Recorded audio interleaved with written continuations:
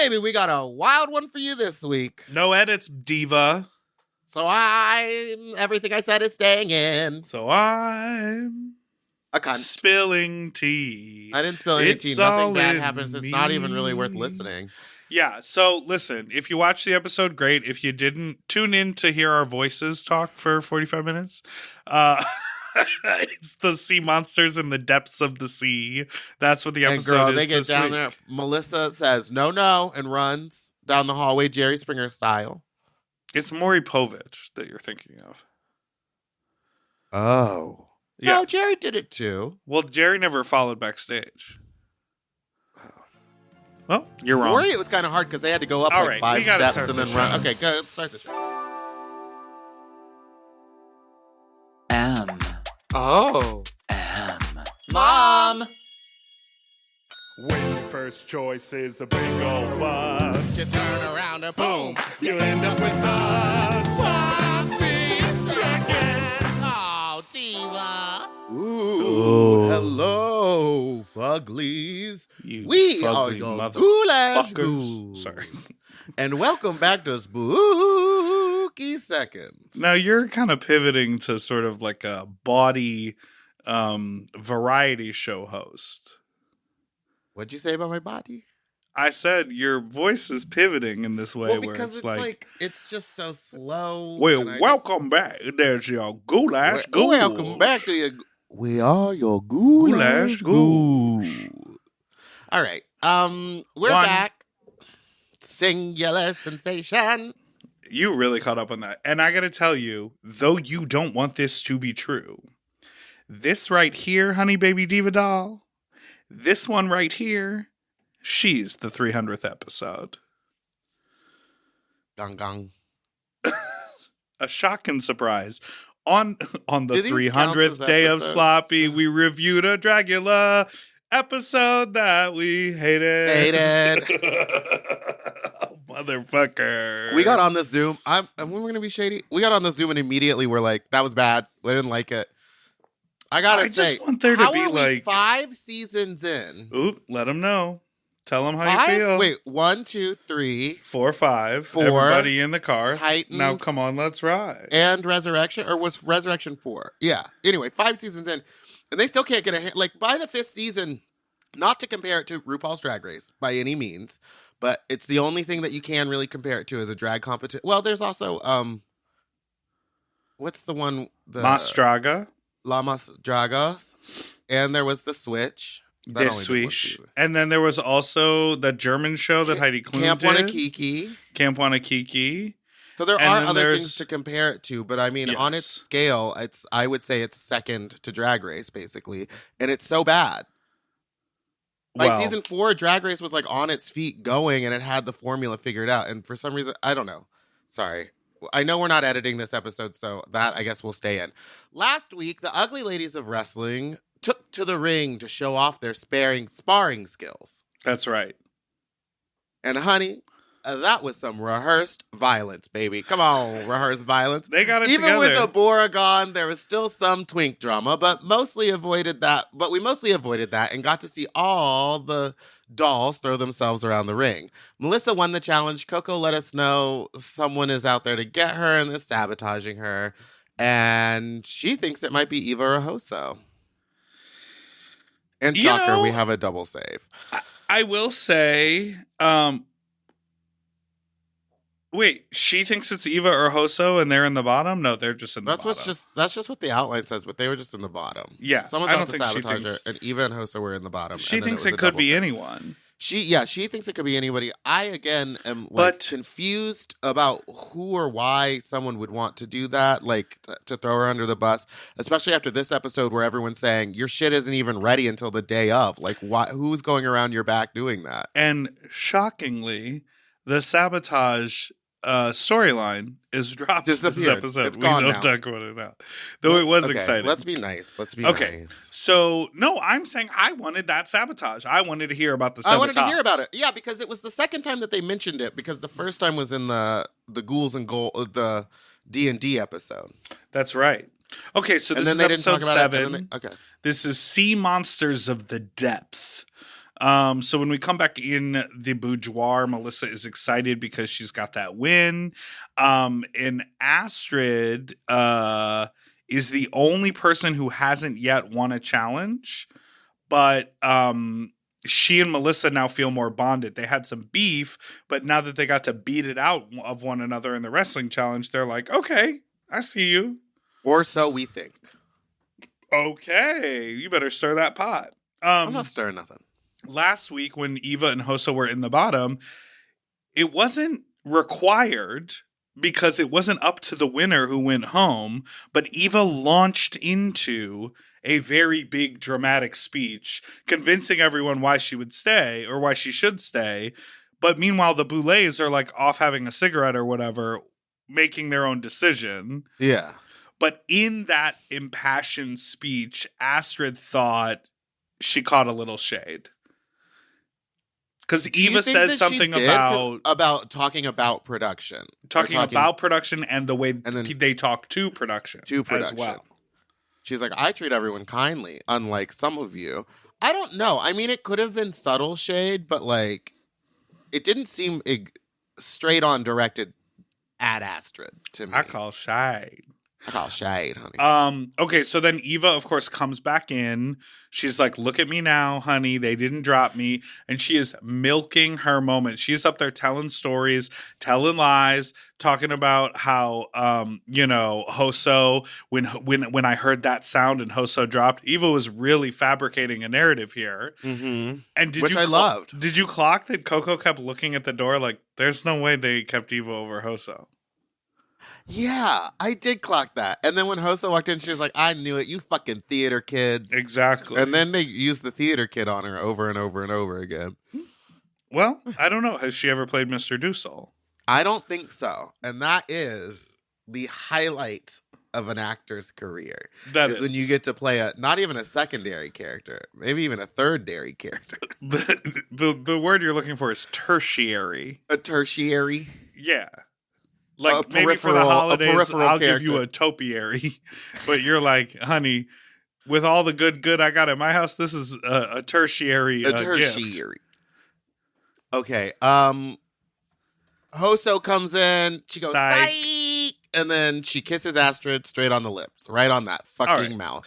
Bring back the twink drama. Please don't. It's a double save. Now, again, with this would have been cool if you ever employed it. Straight up, reading the script of Dragula season Titans, the rules that have been put forth, if they were followed, this show would be incredible. Yes. If you can't do the fright feet, you go home. If you can't do the fright feet, so you go home and someone else comes back. What happened to that? Be warned, this double save does come with consequences.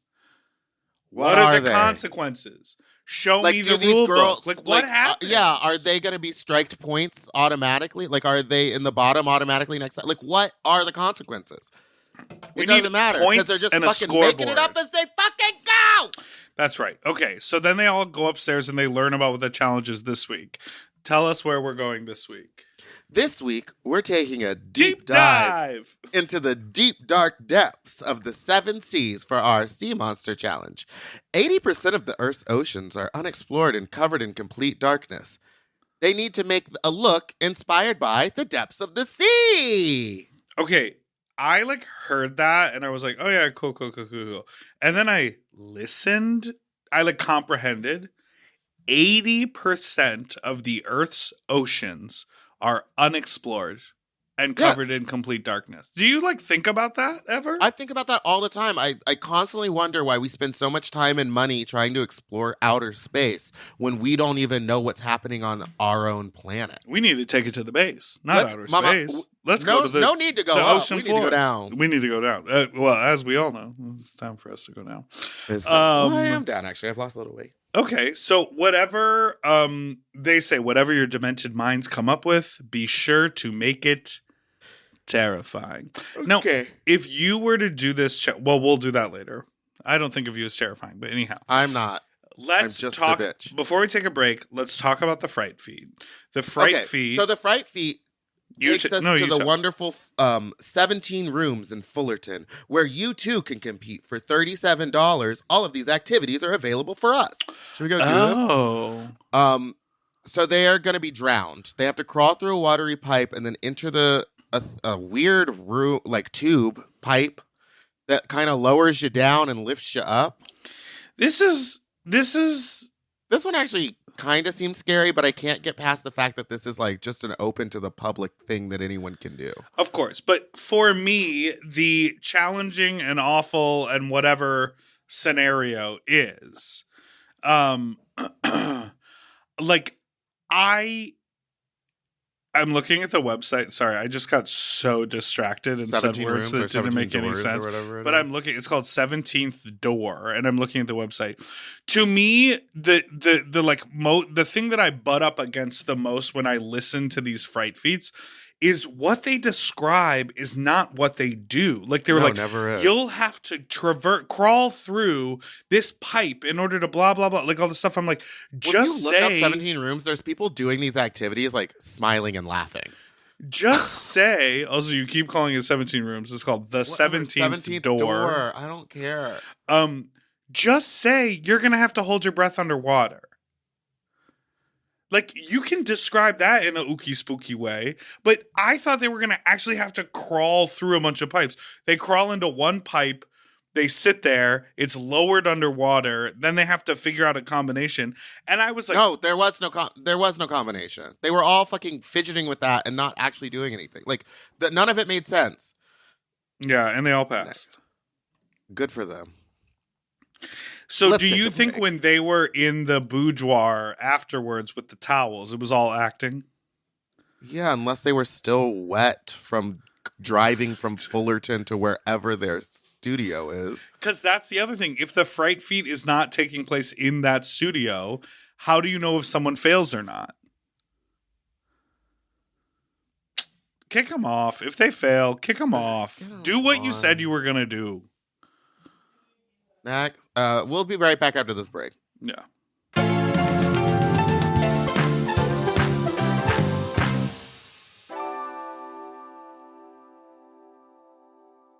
We all have days when we want to eat well, but just don't have the time or the energy to plan, shop, and cook.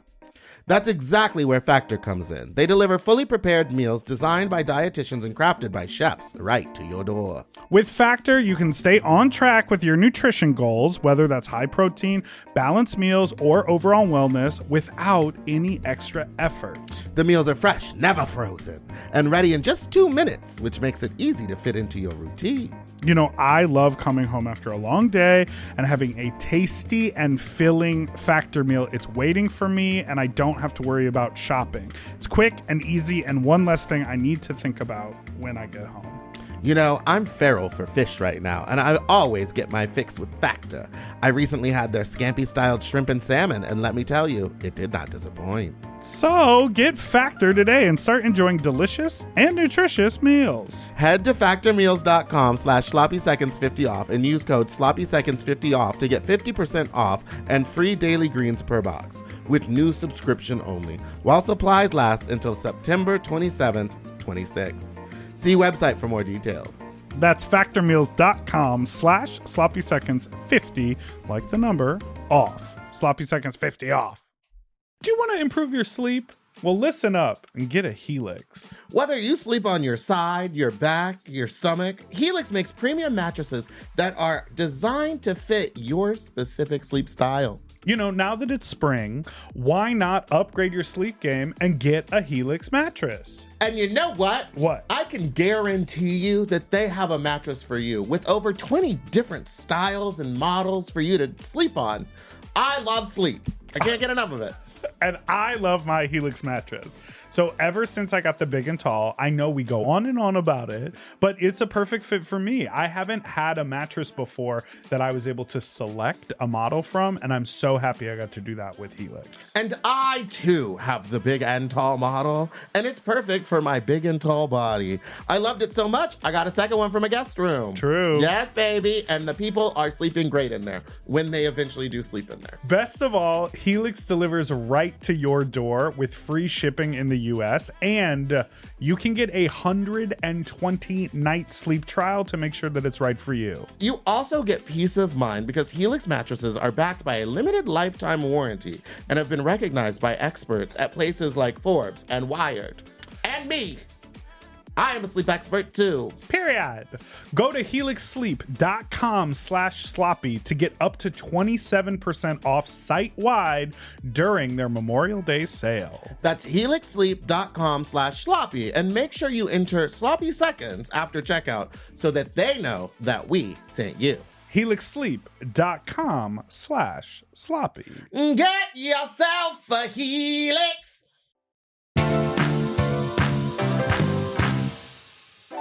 And Okay. we're back. Remember when the girls had to get pierced and tattooed and now and like thrown out of airplanes? Oh, yeah, baby.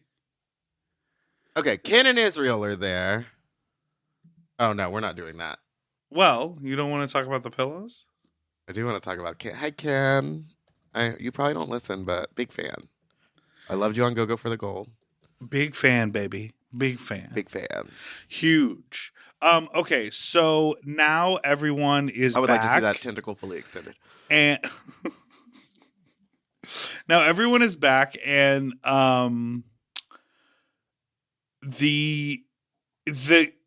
it's like they could start working on their idea, but theoretically this was an idea they were given a brief on before they came, so it's pre-prepared. So basically they're just sort of milling around in the boudoir, and it's like, well, now let's talk about drama. Yeah, so then Vicky pulls Eva aside and tells her that some of the others thought you were being performative when you were giving your speech in the cauldron last week. My question is, why wouldn't you be performative? You're on a fucking TV show, cameras. and you're trying to convince everyone that you belong. Like, what are you going to do? Like, sit there quietly?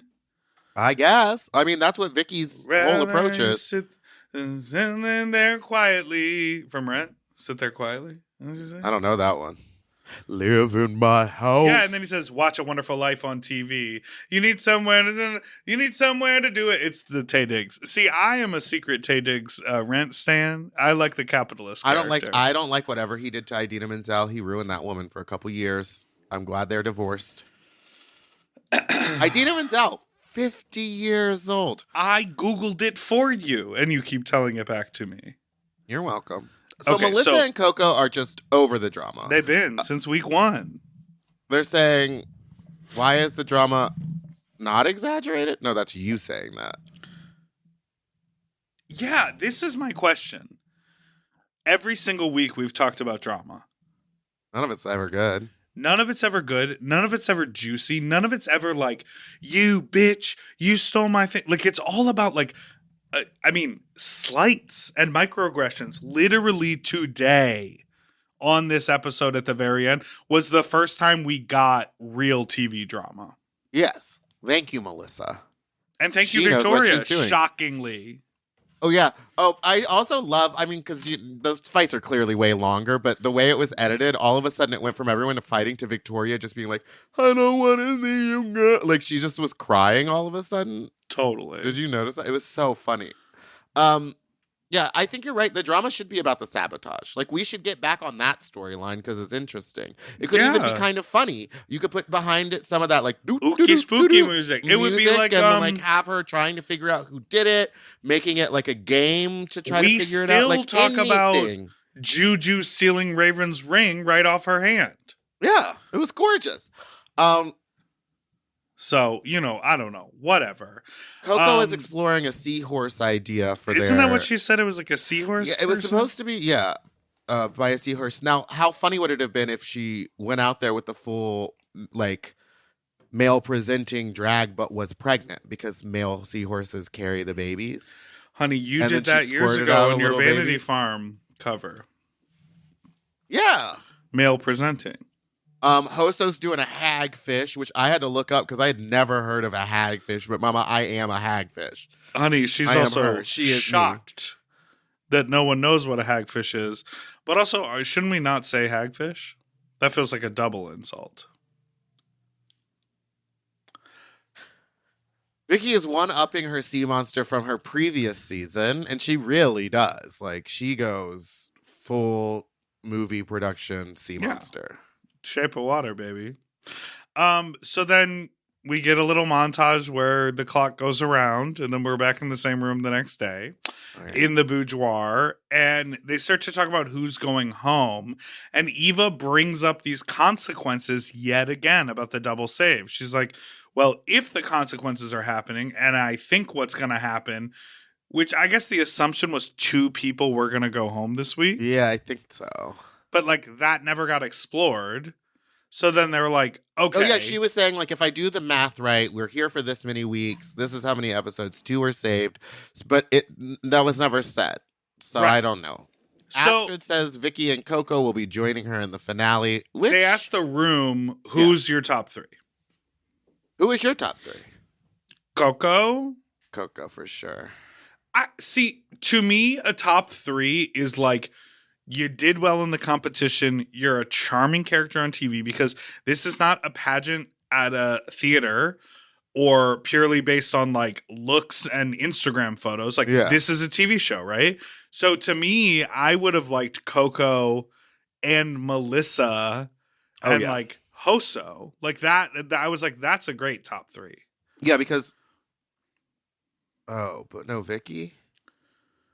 To me, no. Because she's not giving you the right TV. She's just giving you production value. And I don't even, to be honest, this is maybe whatever. I don't find her performances that.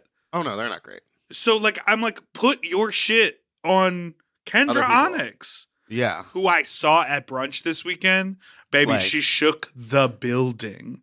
That is the Kendra Onyx way. She never doesn't kill it. She I is did a show so where I had to energetic. perform after her in Long Beach, and I was like, might as well fucking call it quits. Boop. I'm not going on after that. Boop. Yeah, so anyhow, I mean, to me, it's Coco and Melissa. They're the most dynamic characters. I feel like Melissa has had like a glow up, like, and she wasn't afraid to attempt that gnarly zombie prom prosthetic that was like a crinkly paper bag taped to her forehead. She tried it. But then, like, how amazing was her wrestling about Coco. moment? Think about Coco's zombie look Yes, for the Halloween incredible. thing, which was... Oh, not zombie. I'm sorry. Mummy look for the Halloween one. Oh, yeah. That was kind of a flop. And then the witch look where they were like the alligator witch.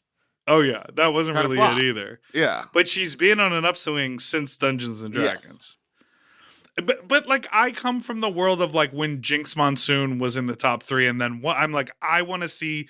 To me, it's about the trajectory of the show and the competition. Yes, and, I think in the show, Coco's going to win. Yes. I 100% believe it, and I will not be shocked when she does.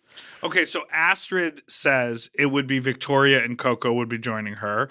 Melissa says it would be Victoria and Coco would be joining her. Coco says, yeah, me, Melissa, and Hoso, which is who I was sort of thinking. Yeah. And then Hoso says Astrid and Coco, and she sort of... For the season 4 girls. Oh, we're the season 4 girls. Now, here's where we get a little prickly dramas moment. Well, because Miss Vicky is a liar. No, Miss Vicky just misrepresented, or her opinion changed, but she said she wants to be in the top with Hoso and Eva. And good old Astrid says... Mama gag. Oh, when did I get fired? Oh, that was funny. Yes, because if you recall, like 2 episodes ago, Victoria and Astrid are like little chi in the workroom, and Victoria's like, "I see you going with me all the way to the top." And then, but when it cut to, oop, not a yawn. When it cut to, I didn't yawn at the live show last night. I wouldn't shut the fuck yawn. up. When it cut to her in the confessional, she was like, "I just told her that to be nice." Remember? It was so funny. Yeah. Okay. So, Eva says that her, Victoria, and Hoso should be in the top, and Melissa thinks that Eva is being cunty with that answer. Oh, you're pretty you quick said that quite quickly. Oh, and she's like, yeah, girl, we've been talking. I had time to think about it. Was she supposed to pretend to have to think about it? I wonder. Let me wonder. She's sixth in line to say her answer. Yeah. And then Eva says, okay, well, very calmly, she says, well, I understand that maybe it looks that way that I'm being cunty. And Melissa's like, well, it sounded that way, baby. Okay, it sounded like that. Baby. Because that's what it sounded like when you said that. So what? Is this cluing you into Melissa maybe woke up and already felt some type of way, like she was done? Well, you know how sometimes you're in a bad mood. Maybe she got a call from her husband. Maybe I definitely know how sometimes you're in a bad mood. What do you mean? Me being in a bad mood has never affected me in any way. I can hide it. Well, it's never affected you. You in a negative way. It will affect everyone around me. You got the whole world running in fear. So it's clearly Melissa is like feeling away. This is episode 7. Are there 10 episodes? Like, what are we looking at here? Probably 10, right? Maybe even 12? Probably 10. 12 Thank is like you. a tall order. How yeah, many were and the not other like a seasons? Starbucks tall, which is short. Wait, I can just look. How long was the last season of Dragula? I don't know. That's why I asked you. I mean, let's keep flying blind. I can. Yeah. Well, you go on. You start with the Boulets. They come out. Yeah. Okay. Well, let's take a break. Okay, we'll take a break.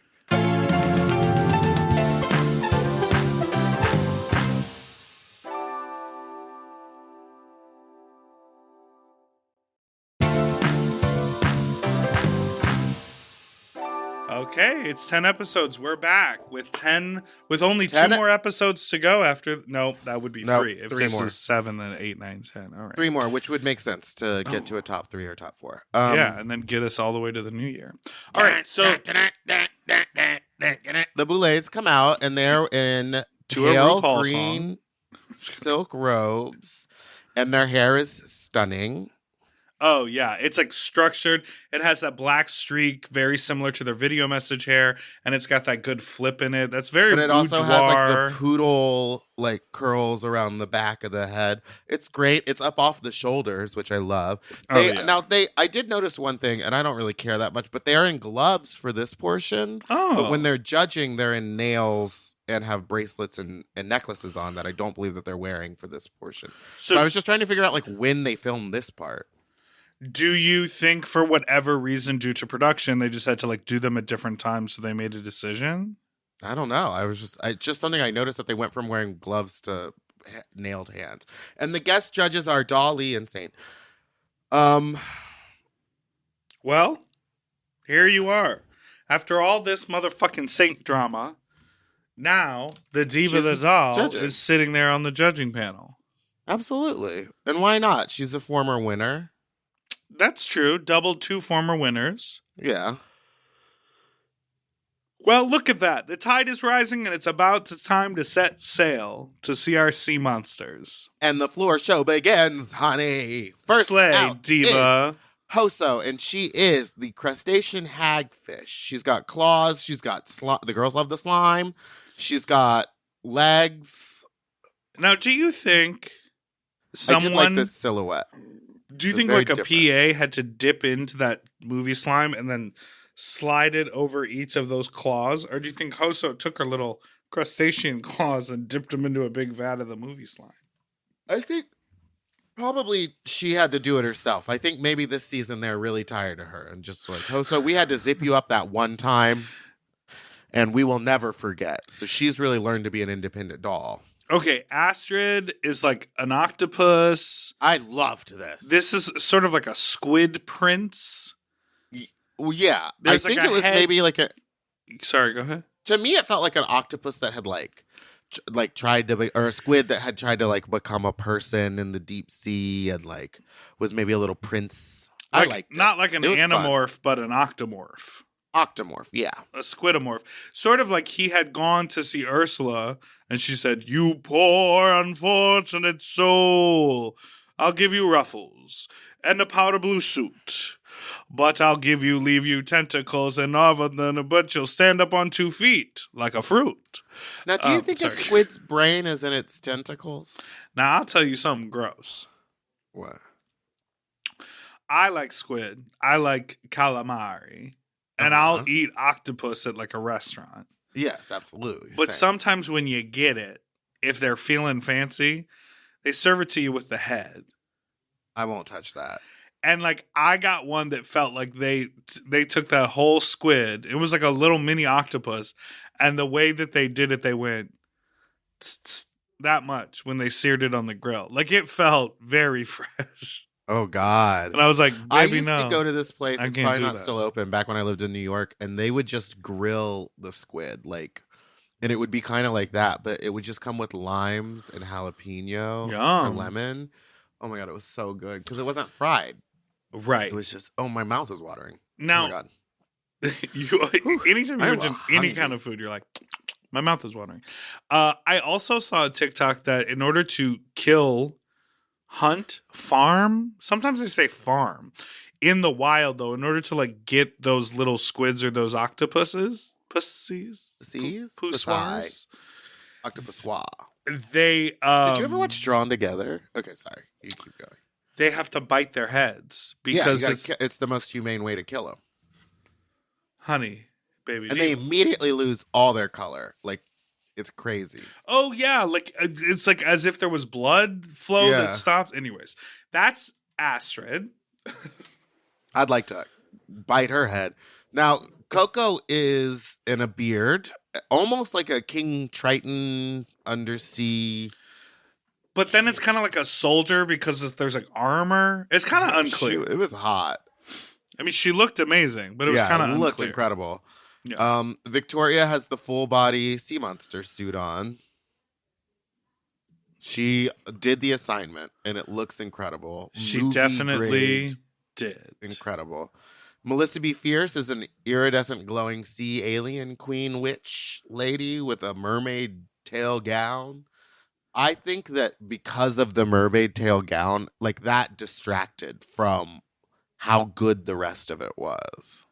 Oh yeah. Because the rest of it, the fins and everything was like stoned to within an inch of its life. The mouth with the big teeth looked great.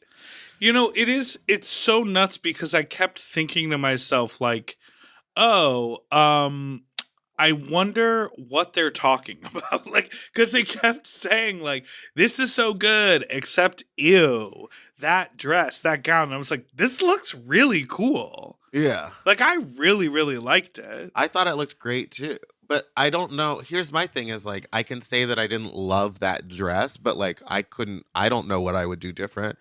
They don't like bodysuits, so she couldn't be like a bodysuit. I know. Was and it the fabric itself, or was it the fact that it was a ball gown?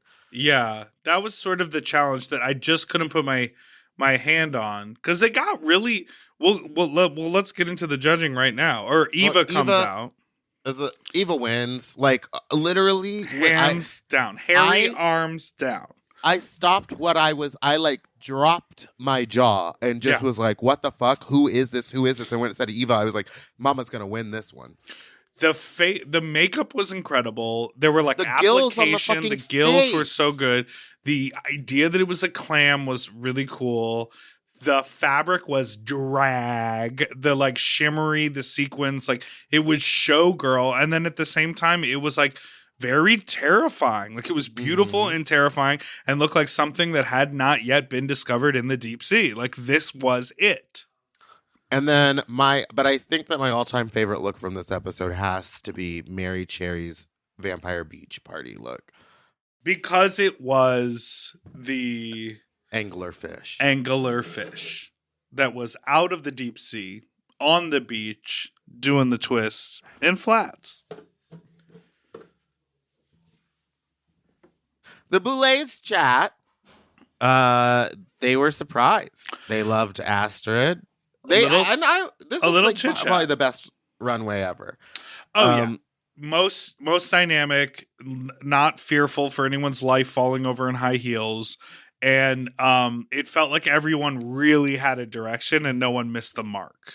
Yeah. Yeah, tell us about Astrid. They loved Astrid. They said very League of Extraordinary Gentlemen, but the performance was her predictable performance. It's what Astrid does, which is kind of a little herky-jerky moving. It would have been nice to see something different. Maybe, I don't know, crawling on the floor and like slinging those things around like you were an octopus or squid and then standing, something different. Yeah. But I think everyone agrees like the look is really, really It's good. 10 out of 10. Yeah. They're all good. Melissa was great. They really liked how the fins lit up, how they became sort of see-through and also iridescent. But again, they're really mad at the gown. They're like, this isn't as inspired as it could be. The gown is too predictably a gown. Fine. Yeah. Victoria's look was well crafted, but it was literally just a sea monster.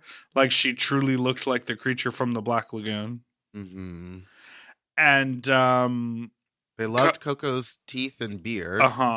But the look didn't feel finished, and it wasn't like an oceanic creature. It was more. It was someone from the ocean for sure. It wasn't Arianti enough. Arianti! Hoso, they loved the look from the waist up, but the bottom was just pants. It wasn't monster from the deep. They said it was a pink-skinned alien. And why the heels? Was it an alien or was it from the ocean? Yeah, they like really had a lot to say about the heels and the pants bottom half and of that. Yeah, And I don't know what. I mean, it didn't. It stood out, but I didn't think it was bad. Right. Eva, let's move on to Eva. She brought the drama, and they loved it. I mean, when she stuck her little hand out and like had people like, what is that called? The come hither finger? I loved it. Now, the Boulets this is all still in the Boulets chat. They haven't like said these things to the contestants yet. They say like, let's talk to our judges now. Do you think Saint and Dali would have gotten whooped tonight? And they both said, yeah. Yeah. And I'm anything can happen in Dragula world. Can anything? Well, honestly, yes, because there are no rules, apparently. All right, well, should we take a break? Let's take a break. Yeah, let's take a break.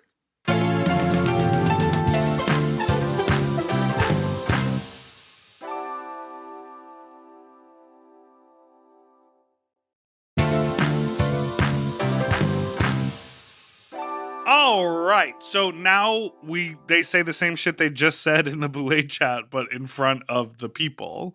Yeah. So we're with the judges. Saint thinks Eva was a perfect 10. Dali loves it as well. And I liked this compliment. The big one says to Eva, this kind of a look, it could wear a queen, but you really wore it. Mm-hmm. That's nice. I like that. That's nice to hear. Coco, Dolly likes the beard and the gender play, but the look is simple. Well, of course, Dali would like the gender play. You know what I mean? I know that Dolly doesn't like when we discuss how sexy they are, but Daddy, fuck me. Jesus Christ. Okay, now some conversation towards Melissa. Saint agrees with this this common thread here that the dress is too simple. We've all seen that fabric. We all have seen that fabric. The minute she pulled that fabric out in the workroom, I went, well, I hope that's just for accents. Right, because it just like looks like fish scales. It's too like on the head. Yeah, it's like what you buy little kids to wear. Like it's that. It's not elevated. Astrid, all the judges are peeing for this look. The one critique is that the headpiece and the beak and like the face makeup, they're a little disjointed. It's not like a prosthetic. It's like 3 different pieces. And then Saint told Astrid she should amp it up a little, give more energy in the performance. I love a performance note from Saint. She really slayed it on her season. Hoso, Saint thinks that the look is safe, and it wasn't as oceanic as it could have been. Don't you love that word, oceanic? Oceanic? Yeah. Wait, wasn't that the sister ship to the Titanic, the Oceanic? Oceantra. Oceantra. Which way would you like me to come in? Oceantra? Oceantra. Okay. Wait, I'm not making okay. any sense. We don't have any words. I'm so tired. Yabba Is it a gabba shrimp? doo, baby. Wait. What are the... Hold on. What are the names of the sisters in Little Mermaid? They have cunty ass names. Atina. Ariel? No. Ooh. Atina, Alana, Adela, Aquata, Arista, and Andrina, and Ariel.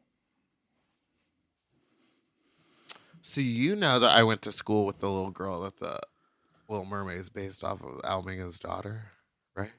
Yeah. Did I tell? Oh wait, I've already talked about the Nina West singing with him, and it was a weird thing. Okay, Nina West, why don't you suck some toes? You still owe me $20 for screaming that. Oh, You yeah. never sent me that money. Okay. God, I really just get you going on a lot of things, huh? Yeah. Okay, Victoria, it was a direct recreation of a sea monster or the creature from the Black Lagoon, of course, and it was done well, but where is the originality? Okay, so here's the thing is like she follows the thing to a T and she gets in trouble for it. Abora goes so far left that it doesn't make sense and she gets in trouble for it. Like, what are the rules? Okay. What The winner are of the this- rules? The winner is Eva Destruction. And it's her second win. Good for Eva. I'm glad she's getting her tens. Yes, They're giving especially her because flowers. she was on the chopping block just yesterday. Safe is Astrid, Victoria, and Hoso. And in the bottom, unfortunately, it is Coco and Melissa. That's right. Now, in the cauldron, Melissa basically has reached her breaking point because ultimately everyone was like, we love you and we love what you did. It's just the way you chose to make this look. We're not into it. And it was all, like, it was an understandable critique and they weren't like dragging her at all. But I can understand being like, well, I'm this close to being like in favor with the judges and it's this one little mistake. That's even more frustrating than being like, they dog walked me, but I'm going to fight till the end. You know what I mean? Yes, absolutely. So Melissa says, if I'm going to go home, I'm just gonna going to let all 'em these know. people know. And she does. So what does she let the people know about all their bullshit?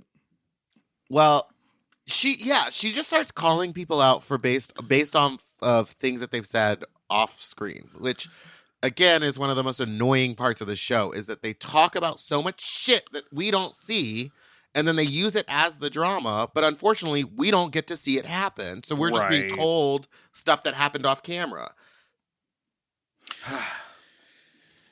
Yeah, Melissa says that she was gonna almost quit the night before. She's tired of the bullshit drama. She thinks everyone is two-faced and everyone talks shit, and that Astrid has been talking shit about production, been treating production poorly. Melissa then turns on Vicky about how Vicky came to her and told her that the girls are not prepared, and then that spirals because they all turn on Coco, being like, "Why do you make your stuff the day up?" You can't just get into this casually.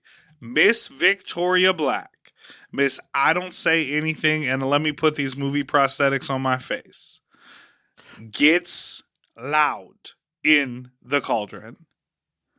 She really is like, you girls are out here unprepared.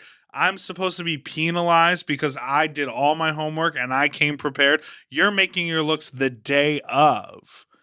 So they all start going back and forth. And then at one point, Coco says, well, Victoria, you were working on stuff today. And she goes, so what if I was? So what if I was? Yeah. Her entire point is Well, that and then people she got are at working. Melissa being like, "You were stoning this," and it's like it's clear that production says come with unfinished items to finish in the room. 100%. Her shit was done. She was just holding the fabric and stoning something. So it's not like she was.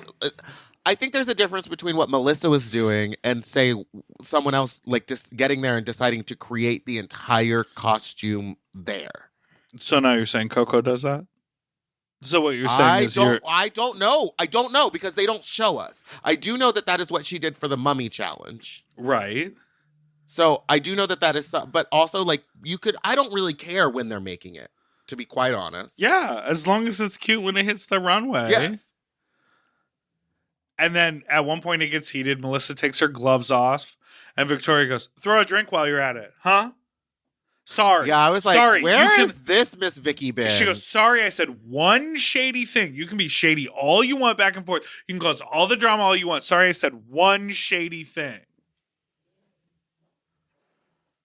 Coco says that Astrid never has her back, like, and then they cut to the scene of Astrid being like, if you think that I would never stick up for you, then you've got another thing coming. And then, of course, it comes down to it, and she's like, I think it's okay that you make your drag last minute, which is a backhanded, well, it's not even a compliment. It's just a shitty thing to say to somebody when everyone's piling on them, and she's like, you're hey, unprepared. back me up. And she goes, well, you are unprepared. Like, okay. And Coco's like, I don't make my drag last minute. Girl, it's a clusterfuck. There's no way that she could make all of that stuff last minute. Coco has come prepared. They're all, listen, they've been there for weeks. They're all getting nitpicky and critical of one another. Well, because the judges are getting nitpicky. Like, they're all such incredible drag queens that it's like, what can you do but be nitpicky at this point? So I think that the tension is running high. And unfortunately, I think like Melissa did say that like a huge, horrible thing happened to her the week before she got there. Right. And then the one thing that pops up for everyone is they'll go, well, we never really say anything to you, Melissa, when you always turn into a huge raging bitch every time the camera turns on. According to Victoria. Which, so what? She's doing her fucking job. It would be worse if the cameras turned off and then she became a huge raging bitch. Talk to this huge raging bitch that I work with every day. I am a huge raging bitch, but at least I'm successful. Ooh. And then Melissa is like really heated and she ends up leaving the room and she's like sobbing. And Victoria, who kind of started this entire scenario, either says to someone close to her or just a little slightly in her breath, she's like, well, we're all still a family, so just don't, she can't shut us out. She's shutting us out. I feel awful. And you're like, girl, you did Girl, you started this. You did all of this. Well, I guess Melissa technically started it, and then Victoria became a huge part of it.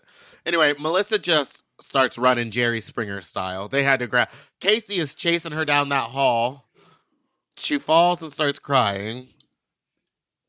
She said she's done. She's quitting. I'm walking out. She makes the decision. She's like, I'm not going back into that room. Oh, I'm never going back in that room. Now, you competed with Melissa on season 1. She's a fierce competitor. Well, she better be fierce. Did anyone on that season walk out or want to quit? No, but we were not under the same amount of pressure as these people. We were all able to go home. We did our weekly gigs and then came back in on a Saturday morning to film these episodes. It is not the same what we went through on that season as this. Okay. Did anyone want to quit? I do think... Oh, God, I'm such a bad person. I can't remember. Ursula Major.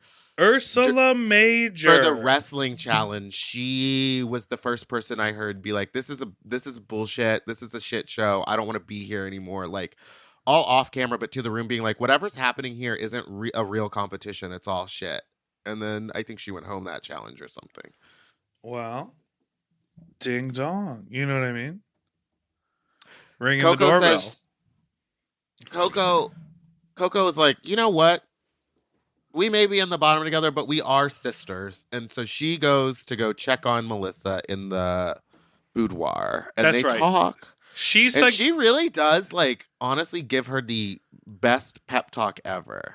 But it's an interesting scenario because even Coco probably, this whole thing plays out really interestingly because Melissa wants to quit and she's ready to walk out. But somehow she's convinced to stay mic'd up and have a conversation with Coco. From what I've heard, let me spill some tea. She didn't really have an option. She was ready to go and I don't think they could finish the episode without her.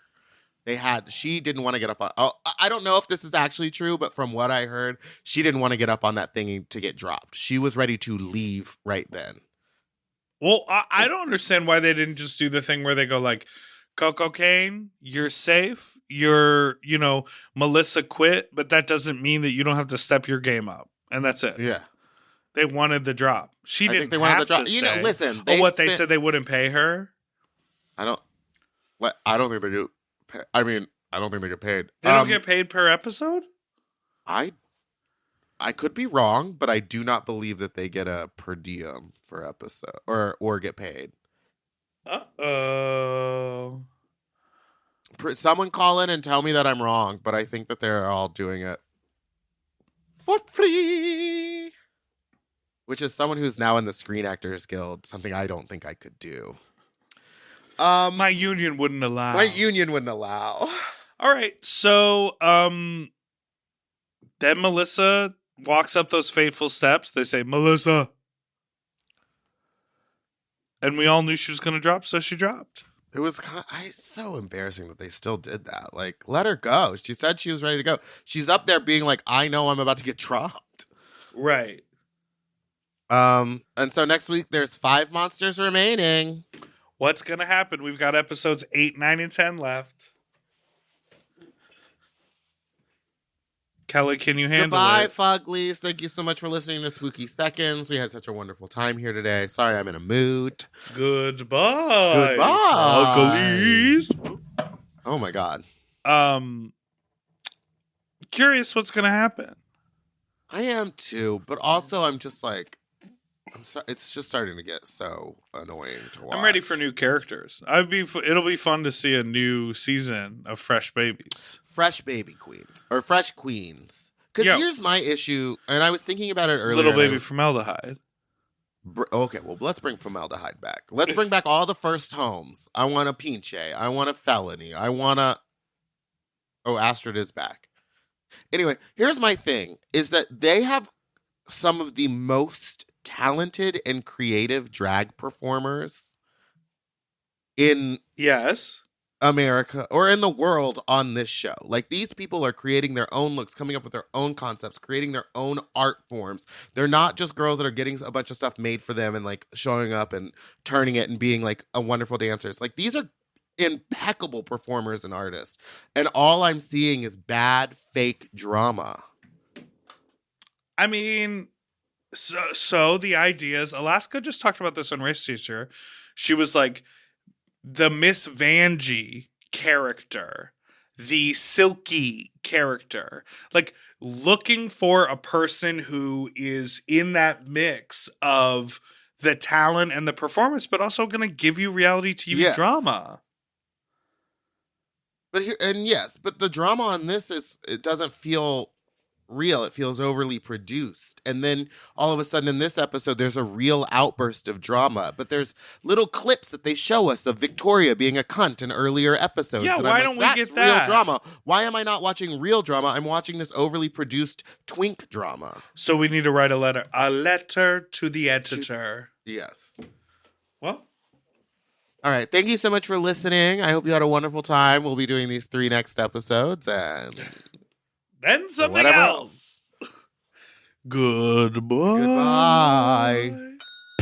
To listen to Sloppy Seconds one day early, ad-free, and to watch our full video episodes, sign up for Mom Plus at mompodcast.plus. Sloppy Seconds is produced by Moguls of Media, a.k.a. Mom. Hosted by Big Dipper and Meatball. Editing and sound design by William Pitts. Executive produced by Willem Belli, Alaska Thunderfuck, Big Dipper, and Joe Cilio. Our artwork was drawn by Christian Cimarroni. And our theme song was written by Mike Malarkey.